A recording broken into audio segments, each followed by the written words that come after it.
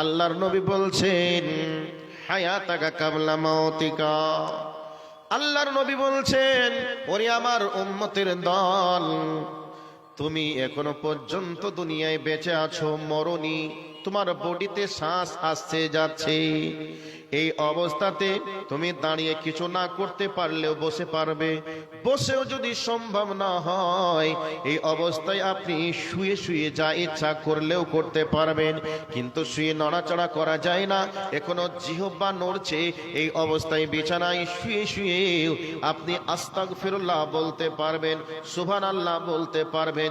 এই অবস্থায় মাবুদকে বলতে পারবেন, মাবুদ রে, আমি অপরাধী ছিলাম, আমাকে তুমি ক্ষমা করে দাও। এই করে করে আপনার মনের ইচ্ছা আছে আপনি করতে পারবেন, কিন্তু যখন আপনার বডি থেকে শ্বাসটা বন্ধ হয়ে যাবে এই অবস্থায় আপনার আর কিছু করা থাকবে না। এর জন্য নবীজি বলছেন, তোমার কাছে মৃত্যু আসার পূর্বে হায়াত নামক সময়টা আছে, তুমি কাজে লাগিয়ে নিবে। এর জন্য বলছি, আমার যারা প্রবীণ বাবা জীবন রয়েছেন, প্রবীণ দাদা জীবন রয়েছে, নানা জীবন রয়েছে, তাদেরকে বলবো, আপনি যে অবস্থায় থাকুন না কেন ওই অবস্থায় দাঁড়িয়ে আপনাকে আল্লাহর ইবাদত করা লাগবে। এখনো সময় আছে, যখন এই সময়টা পার হয়ে যাবে আপনি চেষ্টা করলেও ওই সময়টি আর কোশ্চিনকালেও খুঁজে পাওয়া যাবে না বা পাবেন না। এর জন্য নবীজি বলছেন, তোমাদের মৃত্যু আসার আগে আগে হায়াত নামক সময়টা থাকাকালীন তোমরা কাজে লাগিয়ে নিবে। সময়ের গুরুত্ব, নবীজির একটা হাদিস বললাম, একটা কোরআনের আয়াত বললাম। সময় যদি এক সেকেন্ড চলে যায় আর গোটা পৃথিবী বিক্রি করে দিলেও সম্ভব নয়। আর এই অবস্থায় যেই সময়ে আপনাকে আমাকে অসহায় বানিয়ে দেয়, আমার স্ত্রীকে যে বিধবা বানিয়ে দেয় যে সময়, ওই সময়টিকে আমরা মূল্যায়ন করার চেষ্টা করি না। এই সময়কে আমরা খেল তামাশায় পার করার চেষ্টা করি, আমরা বিভিন্ন ভাবে রং তামাশায় মেতে উঠি, কিন্তু সময় যেদিন হাতছাড়া হয়ে যাবে ওই সময় আপনাকে একবারে ভিখারি বানিয়ে ছাড়বে। কাজেই সময়কে কাজে লাগানোর দিকে গুরুত্ব আরোপ করা হয়েছে। এখানে একটা কোরআন একটা হাদিস দিয়ে এবার এই জায়গা থেকে সামনে আর একটু যাওয়ার চেষ্টা করছি। এবার মনোযোগ সহকারে আর একটা হাদিস বলছি, ভালো করে শুনে নেন। কিয়ামত হবে, এ ব্যাপারে আমরা সকলেই একমত, কিয়ামত হবে। কিয়ামতের দিনে আল্লাহ সুবহানাহু ওয়া তাআলার সামনে আমাকে আপনাকে দাঁড় হয়ে থাকা লাগবে, যেই দিনের পরিধি হবে 50,000 বছর সমান। ওই দিনে মানুষের মাথা থেকে মাত্র 2 থেকে 3 ইঞ্চি দূরে সূর্য থাকবে। আল্লাহর নবী বলছেন মিকদারুহু, আল্লাহ পাক বলছেন মিকদারুহু 50 আলফা সানা। আল্লাহ পাক বলেছেন এই দুনিয়ার গণনা মতে 50 বছর সমান একটা দিন হবে। আর নবীজি বলছেন তুদনা শামসি ইলা নাসিকা মিকদারি মাইলিন। নবীজি বলছেন কিয়ামতের একটা দিন হবে, কিয়ামতের দিনে মানুষের মাথা থেকে 1 মাইল দূরে সূর্য থাকবে। 1 মাইল বলতে কিলোমিটার, মাইলস, মিটার যেটা গণনা করি এর নাম নয়, বরং সুরমা দানির ভিতরে যে কাঠি থাকে ওই কাঠিকে আরবিতে মাইল বলে। তো ওই সুরমা দানির ভিতরের কাঠিটা কয় ইঞ্চি হবে? 2 থেকে 3 ইঞ্চি হবে, তার বেশি হবে না, বড় জোর 3 ইঞ্চি হবে। তো এই 2 থেকে 3 ইঞ্চি দূরে সূর্য থাকবে আমার আর আপনার মাথার উপরে। দিনের পরিধি হবে কত? 50,000 বছর সমান। ওই দিনে আমাকে আপনাকে দাঁড়িয়ে থাকা লাগবে মহান প্রভু আল্লাহর সামনে। আর আল্লাহ ওই সময়ে জিজ্ঞাসা করবে, 5টা প্রশ্ন করবেন, তার মধ্যে একটা প্রশ্ন হবে, নবীজি বলছেন লা তাজুলু কাদামা ইবনু আদম হাত্তা ইউসআল আন খামসিন আন উমরিহি ফিমা আফনাহু ওয়া আন শাবাবিহি ফিমা আবলাহু। নবীজি বলছেন কঠিন কিয়ামতের দিন আল্লাহর সামনে বান্দাকে হাজির হওয়া লাগবে। এই অবস্থায় আল্লাহ পাক বান্দাকে দাঁড় করিয়ে রাখবেন, একটা পা সামনে বাড়ানোর ক্ষমতা হবে না, একটা পা পিছনে বাড়ানোর ক্ষমতা হবে না। এই অবস্থায় ভয়াবহ দিবসে, ভয়াবহ পরিস্থিতিতে আল্লাহ রাব্বুল আলামিন জিজ্ঞাসা করবেন আন উমুরিহি ফিমা আফনাহু। নবীজি বলছেন সেই কঠিন কিয়ামতের দিন আল্লাহ রাব্বুল আলামিন জিজ্ঞাসা করবেন, ও আমার বান্দারা, জন্ম থেকে নিয়ে মৃত্যু পর্যন্ত যে লম্বা সময় দেওয়া হয়েছিল, 50, 60, 70, 80 বছর জিন্দেগি দেওয়া হয়েছিল, মৃত্যু পর্যন্ত সময়টিকে কোথায় কিভাবে তুমি অতিবাহিত করেছো, পার করেছো, এর হিসাব না তুমি আমাকে দাও। তাহলে জন্ম থেকে নিয়ে মৃত্যু পর্যন্ত সময়ের হিসাব আল্লাহর কাছে দেওয়া লাগবে। আর ও যে সময় 1 মিনিটের দাম বা 1 সেকেন্ডের দাম গোটা পৃথিবী বিক্রি করে দিলেও সম্ভব হবে না, ওই সময়টিকে যারা আমরা নতুন বছর ওয়েলকাম স্বাগতমে যারা ব্যস্ত ছিলাম, যারা এই সময়টিকে অতিবাহিত করেছি চায়ের দোকানে বসে মদের বোতল ধরে, যারা আমরা রাজনৈতিক মিছিলে গিয়ে এই সময়টিকে অপচয় করেছিলাম, কঠিন কিয়ামতের দিনে রবে কারীমের সামনে জিজ্ঞাসা যেদিন হবে, সেই দিন এটাই প্রশ্ন থাকবে। প্রথম প্রশ্ন আন উমরিহি ফিমা আফনাহু, বলো তোমার যৌবন মানে তোমার জন্ম থেকে নিয়ে শুরু করে মৃত্যু পর্যন্ত লম্বা সময় আমি আল্লাহ দিয়েছিলাম, ওই সময়টি তুমি কোথায় কিভাবে পার করেছো তুমি বলো। সম্মানিত উপস্থিতি, এখন আপনাদেরকে বলতে চাই, আজকে 2026 সালের 2025 সালের 26শে ডিসেম্বর, এই তারিখ সম্পর্কে যদি আপনাদেরকে জিজ্ঞাসা করে আপনারা 25 সালের 26শে ডিসেম্বরে কোথায় ছিলেন, আপনারা নির্দ্বিধায় বলতে পারবেন আমরা মাদ্রাসা প্রাঙ্গণে ছিলাম, কোরআন এবং হাদিসের আলোচনা শুনেছিলাম। এই দিনের হিসাব দিতে কি কোনো সমস্যা লাগবে? কোনো সমস্যা হবে? হবে না। কিন্তু যারা আজকে অবৈধ রাস্তায় অবৈধ পথে যারা আছে, এই অবস্থা সম্পর্কে যখন জিজ্ঞাসা করবে তখন কি নির্দ্বিধায় বলা যাবে? বলা যাবে? যাবে না। উদাহরণ দিই, একটা উদাহরণ হলো এই, একটা ছেলে একটা মেয়ে ক্লাস 10-এ পড়ে। এই অবস্থায় ছেলে স্কুলে যাওয়ার সময় হয়েছে, বাড়ি থেকে গেছে, মেয়েও স্কুলে যাওয়ার সময় হয়েছে, মেয়েটাও গেছে। এই অবস্থায় দুইজনে স্কুলে না গিয়ে দুই বন্ধু, একজন বলছে আমার বয়ফ্রেন্ড আর একজন বলছে আমার গার্লফ্রেন্ড, দুইজন কোনো একটা পার্কে যদি গল্প করে, এই অবস্থায় কেউ যদি ফটো উঠিয়ে তার বাবা মায়ের মোবাইলে যদি দিয়ে দেয়, আর এই অবস্থায় কেউ যদি ফোন করে বলে দেয় বা স্কুলের মাস্টার যদি বলে দেয়, ভাই আপনার ছেলে আপনার মেয়ে স্কুলে আসেনি, কোথায় গেছে, অথচ আপনি জানেন আমার ছেলে আমার মেয়ে স্কুলে গেছে। এই অবস্থায় যখন স্কুল ছুটির সময় হলো, এই সময়ে ছেলেও যেন ব্যাগ ঘাড়ে করে বাড়ি আসছে, মেয়েও যেন ব্যাগ ঘরে করে বাড়ি আসছে। এখন দুইজনের বাবা মার মোবাইলে দুইজনের ফটো। এই অবস্থায় ছেলেকে যখনই জিজ্ঞাসা করবে বাবা কোথায় গিয়েছিলি, ছেলের মনের ভিতরে কিন্তু এবার পেলপেটিশন শুরু হবে। কেন? যে আমার আব্বা তো এইভাবে কোনোদিন জিজ্ঞাসা করেনি যে কোথায় গিয়েছিলি, স্কুল থেকে স্কুল টাইমে বাড়ি আসছি মানে আমার আব্বা জানে স্কুল থেকে আসছি।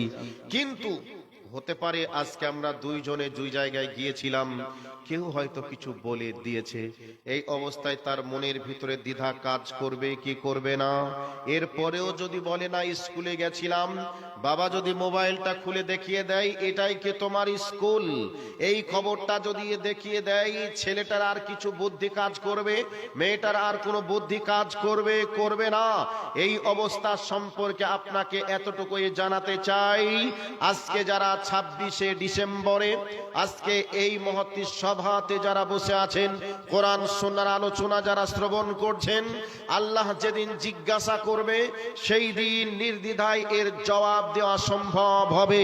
কিন্তু যারা অন্যায় জায়গায়, কেউ যদি মদের বোতল ধরে মদ পান করে যদি বসে থাকে, রাস্তায় যদি পাগলা হয়ে বসে থাকে, গড়াগড়ি দেয়, চিৎকার হয়ে পড়ে থাকে, এই অবস্থায় যদি কোনো নারী পুরুষ অবৈধ পথে অবৈধ কাজে যদি সময় ব্যয় করে, যখনই আল্লাহ জিজ্ঞাসা করবে বল 2025-এ 26শে ডিসেম্বরের খবরটা একটু বল, সেই দিনে হিসাব দিতে গিয়ে কষ্টকর লাগবে কি লাগবে না?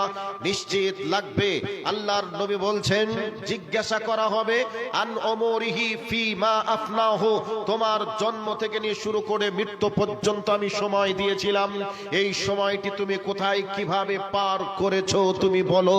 যারা কোরআন হাদিস অনুযায়ী সময় পার করবে তারা আনন্দেই উত্তর দিতে পারবে। যারা কোরআন হাদিসের বহির্ভূত কাজ করে যারা দুনিয়ায় বুক দাবিয়ে চলবে, তাদের হিসাব দিতে গিয়ে সেদিন বিপদে আটকে দাঁড় হয়ে যাবে।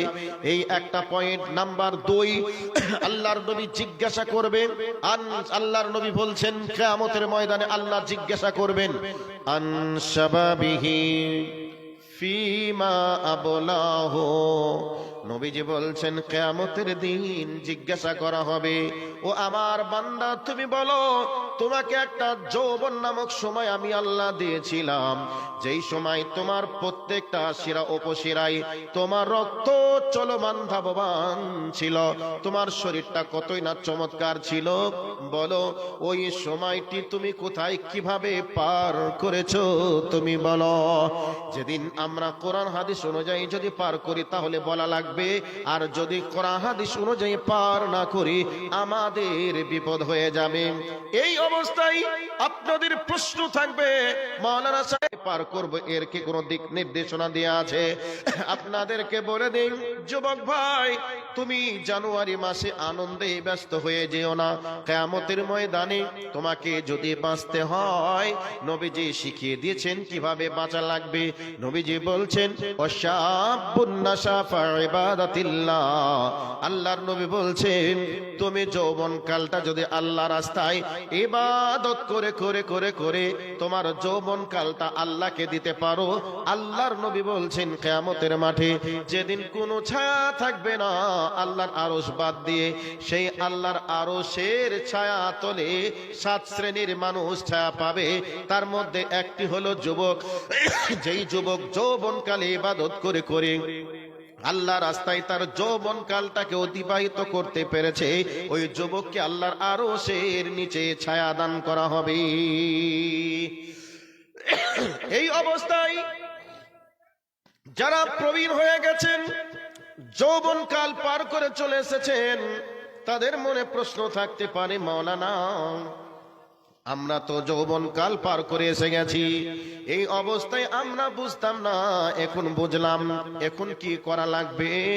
নবীজি বলছেন শুনে রেখে দাও, তোমার বয়স পার হয়ে গেছে, এরপরেও তোমার জন্য অফার হলো।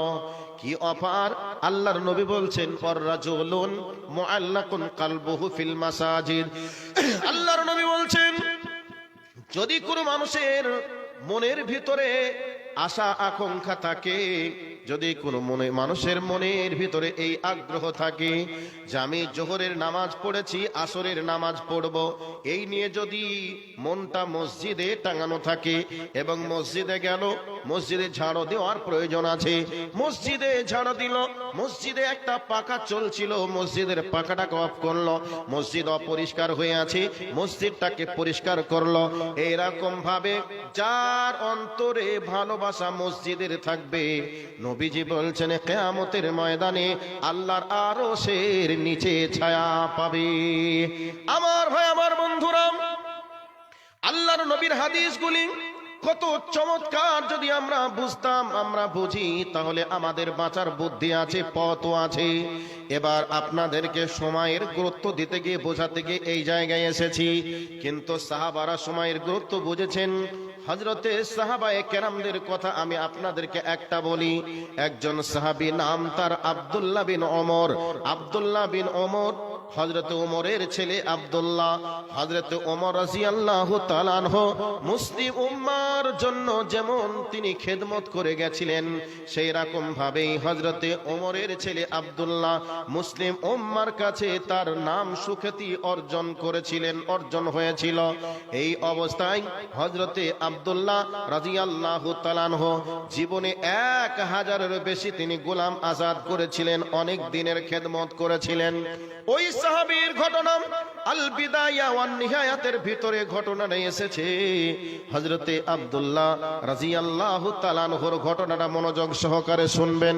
হযরতে আব্দুল্লাহ রাদিয়াল্লাহু তাআলা আনহু যখনই মুয়াজ্জিনের আযান শুনতেন, হাইয়া আলাস সালাহ হাইয়া আলাল ফালাহ, এই আওয়াজ যখনই শুনতেন হযরতে আব্দুল্লাহ বিন ওমর তিনি কান্না শুরু করে দিতেন। উযু বানাতে যখন শুরু করতেন তিনার চেহারাটা লাল হয়ে যেত, শরীরটা যেন ভাইব্রেশন হয়ে যেত। এই অবস্থায় সাহাবীরা জিজ্ঞাসা করতেন, ভাই আব্দুল্লাহ আপনি কেন আজান শুনে কান্না করেন? কেন উযু বানানোর সময় চেহারাটা লাল হয়ে যায়? কেন আপনার শরীরটা ভাইব্রেশন হয়ে যায়, কাঁপতে শুরু করে? আপনি কি এর কোনো বর্ণনা দিতে পারবেন? এই অবস্থায় হযরত আব্দুল্লাহ বলতেন, আমার নবীজিকে বলতে শুনেছি, যখনই তোমরা যে আজান শুনবে ওই আজানটাকে মনে করে নিবে এটাই জীবনের শেষ আজান। যখনই যে নামাজটা পড়বে ওই নামাজটার ব্যাপারে তোমরা জেনে নিবে এটাই আমার জীবনের শেষ নামাজ। এবার হযরতে আব্দুল্লাহ রাদিয়াল্লাহু তাআলা আনহু তিনি বলতেন, যখনই আমি আজান শুনি এই অবস্থায় আমার ব্রেন যেন আমাকে বলে, আব্দুল্লাহ তুই বেঁচে আছিস, তোর রব তোকে তার ঘরে যাওয়ার জন্য ডাকছে। এখন জোহরের আজান হচ্ছে, আসর পর্যন্ত আমি বেঁচে থাকবো তার কোনো নিশ্চয়তা নেই। যদি মারা যায় তাহলে আমার রব আর আমাকে তার ঘরের জন্য ডাকবেন না, আমি আর যেতেও পাবো না। আমি যখন উযু বানাই, উযু বানানোর সময় চেহারাটা এই জন্যই লাল হয়। আমি যখন উযু বানানোর প্রস্তুতি গ্রহণ করি এই অবস্থায় আমার মন আমাকে বলে, এই অবস্থায় আমি এক্ষুনি আল্লাহর কাছে সাহায্য চাইবো, আল্লাহর ইবাদত করব। নবীজি বলেছেন, যেই নামাজ পড়বে এটাই জীবনের শেষ নামাজ, আর এটাই আমার জীবনের শেষ উযু। এই অবস্থায় আমার নামাজ আমার উযু যদি কবুল হয়ে যায় তাহলে আমার আখিরাতে বাঁচার উপায় আছে। আর এই উযু এবং এই নামাজ যদি কবুল না হয় আখিরাতে আমার বাঁচার কোনো উপায় নেই। এই জন্য আমি নামাজের জন্য প্রস্তুতি নিই। তখনই আমার বডিটা ভাইব্রেশন হয়ে যায়, তখনই আমার চোখ দিয়ে পানি চলে আসে, চেহারাটা লাল হয়ে যায়। এর মানে হলো তিনি সময়ের গুরুত্ব সম্পর্কে বুঝেছিলেন বলেই জীবনের শেষ নামাজ যদি কবুল হয়ে যায় তাহলে বাঁচতে পারবো, যদি কবুল না হয় বাঁচার কোনো রাস্তা থাকবে না, বাঁচার কোনো বুদ্ধি থাকবে না। এই জন্য তিনি নামাজে দাঁড়িয়ে কান্না করতেন। ওযু বানানোর সময় তিনার শরীরটা লাল হয়ে যেত। আমার বন্ধুরে, আমার ভাই বাবা জীবনেরা ভালো করে শুনে নেন, আমরা সময়ের গুরুত্ব বুঝি না, পরকাল কি জিনিস আমরা মনেও করি না। এর জন্য সময় চলে যায় আমরা তারপরেও হাসি, আমাদের সময় পার হয়ে যায় তারপরেও আমরা হাসি। এমন কেউ কি আছেন যে বলতে পারবেন যে মাওলানা আমার জীবন থেকে 2025 সাল চলে গেল, এরপরে আমি দুঃখ করি একদিন বলেছি আল্লাহ আমার জীবন থেকে আমার মূল্যবান সময়গুলি চলে গেল, এর জন্য দুঃখ প্রকাশ করে আমি কেঁদেছি, আল্লাহ তুমি আমার জিন্দেগির গুনাহকে মাফ করে দাও, আল্লাহ গো তুমি আমাকে ক্ষমা করে দাও। এই ধরনের কথা আমরা কেউ কি বলতে পেরেছি? পারিনি, পারার চেষ্টা করিওনি। এবার আপনাদেরকে একটা হাদি একটা জায়গায় আমি নিয়ে চলে যাই। আরবি একজন কবির কথাকে আমি বলে দেই। একজন কবি তিনি বলছেন, মা মাজা ফিদ দুনিয়া আহলামুন ওয়া মা বাকিয়া মিনহুম আমালি ওয়াল ওয়াক্তু বাইনাহুমা দাইউন। একজন আরবি কবি তিনি বলছেন, মা মাজা ফিদ দুনিয়া আহলামুন ওয়ামা বাকিয়া মিনহুম আমালি ওয়াল ওয়াক্তু বাইনাহুমা দাইউন। কবি তিনি বলছেন, হে দুনিয়াবাসী, তোমরা যে দিনগুলিকে অতিক্রম করে চলে এসেছো, ওই দিনগুলি আজকে তোমার কাছে স্বপ্নে পরিণত হয়েছে। আমরা রাতের বেলায় ঘুমন্ত অবস্থায় স্বপ্ন দেখি, যখনই ঘুম ভেঙে যায় স্বপ্ন তখন পালিয়ে যায়। কিন্তু